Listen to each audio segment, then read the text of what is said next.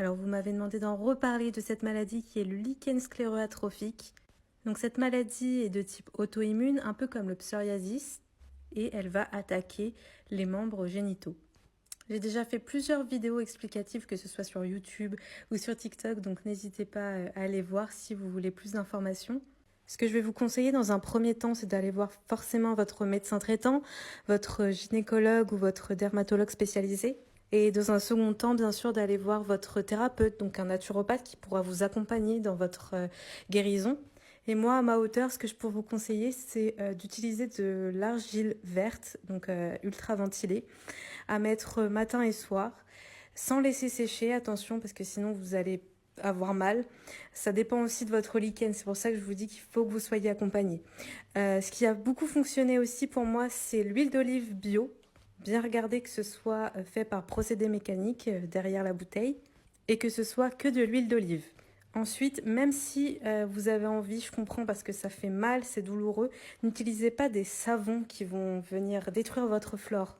Ce que vous allez éviter aussi, c'est tout ce qui est lingette, parce que ça aussi, quand on a une flore complètement déséquilibrée, qu'on a des douleurs et qu'on a des crises de lichen, on a envie de s'essuyer avec quelque chose de doux, donc on pense à tout ce qui est lingette, et en fait, c'est la catastrophe, vraiment à éviter. Donc si besoin, se rincer à l'eau claire, sans savon.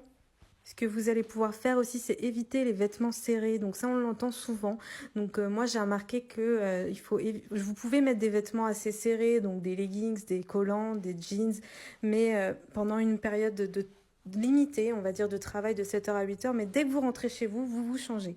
Voilà pour ces premiers conseils qui pourront déjà vous aider un petit peu pour éviter d'avoir trop mal, parce que je sais à quel point c'est douloureux, je le sais à quel point c'est difficile de vivre avec cette maladie où personne comprend, on se sent vraiment très très seul, donc n'hésitez pas vraiment à en parler à quelqu'un.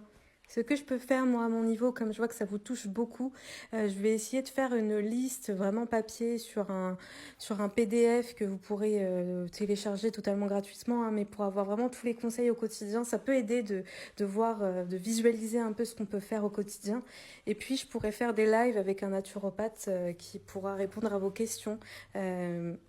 Dites-moi si ce genre de contenu peuvent vous intéresser. Dites-le moi en commentaire et puis j'organiserai ça parce que je sais à quel point c'est difficile. En tout cas, je vous souhaite beaucoup de courage et de guérison. Parce que oui, sincèrement, on peut aller mieux.